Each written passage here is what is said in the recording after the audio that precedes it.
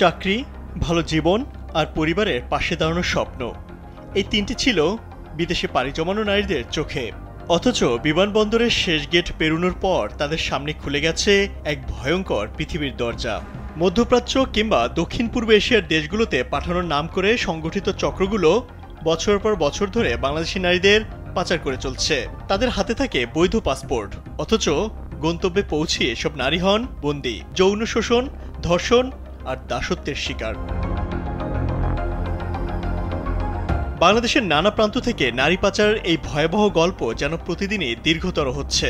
স্বপ্ন দেখিয়ে তাদের পাঠানো হয় বৈধ ভিসা, পাসপোর্টে, কিন্তু গন্তব্য হয় এক ভয়াবহ দাস জীবনের।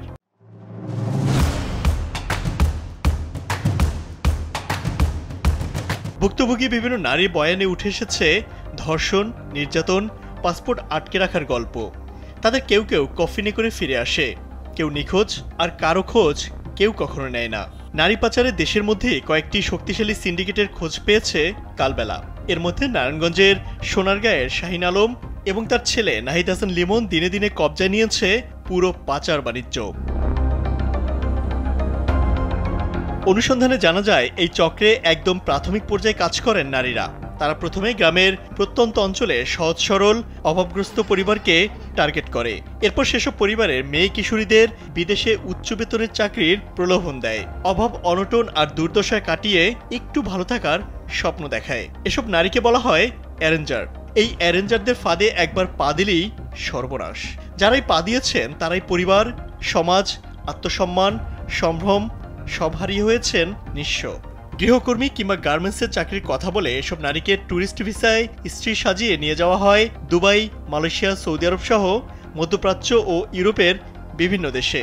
এরপর তাদের বিক্রি করে দেয়া হয় বিভিন্ন ডান্স বার ও স্পা সেন্টারে, বাধ্য করা হয় অসামাজিক কার্যকলাপে। কেউ কথা না শুনলে তার উপর নেমে আসে অমানবিক নির্যাতন। এই জালে একবার জড়িয়ে গেলে তার ফেরার সব পথ বন্ধ হয়ে যায়। জানা গেছে, অসচ্ছল পরিবারের মেয়েদের টার্গেট করে চক্রের পুরুষ সদস্যদের ভুয়া স্বামী দেখিয়ে বানানো হয় পাসপোর্ট। এরপর পুরুষ সদস্যরা ভ্রমণ ভিসায় টার্গেট নারীদের স্ত্রী দেখিয়ে পার করেন। অনুসন্ধানে জানা গেছে, দেশের বাইরে নিয়ে এসব নারীকে তুলে দেওয়া হয় চক্রের অন্য সদস্যদের হাতে। তারা এই নারীদের নিয়ে আটকে রাখেন। প্রথমে আপোষে বিভিন্ন অনৈতিক কাজের প্রস্তাব দেন, এরপর তাতে রাজি না হলে করেন নির্যাতন। তাতেও কাজ না হলে এসব নারীকে করা হয় ধর্ষণ। সেসব ধর্ষণের ভিডিও করেন চক্রের অন্য সদস্যরা। পরে এসব ভিডিও সামাজিক যোগাযোগ মাধ্যমে ছড়িয়ে দেওয়ার হুমকি দিয়ে করা হয় ব্ল্যাকমেইল। লোকলজ্জার ভয়ে তখন এই নারীরা বিভিন্ন অসামাজিক কাজে রাজি হয়ে যান। নারী পাচার চক্রের দালালদের মধ্যে অন্যতম সোনারগাঁও এলাকার শাহিন আলম ও তার ছেলে মোহাম্মদ নাহিদ হাসান লিমন। মধ্যপ্রাচ্যে নারী পাচারের অন্যতম প্রধান হোতা বাপ ছেলের এই সিন্ডিকেট। বাবা ছেলের এই চক্রে নারায়ণগঞ্জ সহ দেশের বিভিন্ন প্রান্তে কাজ করেন বিভিন্ন নারী দালাল বা অ্যারেঞ্জার। নারী প্রতি এই অ্যারেঞ্জাররা পান 1 লাখ টাকা করে।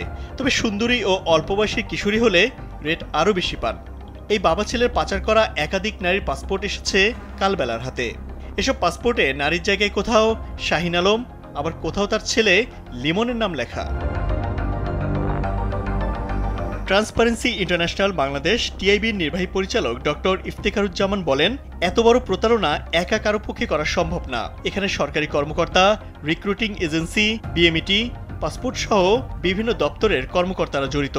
এই চক্রে যারা জড়িত তাদের চিহ্নিত করে কঠিন শাস্তির আওতায় আনতে হবে। এছাড়া যেসব নারী না বুঝে বিদেশে গিয়ে ক্ষতিগ্রস্ত হয়েছেন তাদের ক্ষতিপূরণ দিতে হবে রাষ্ট্রকেই। ইমতিয়াজ আহমেদ, কালবেলা।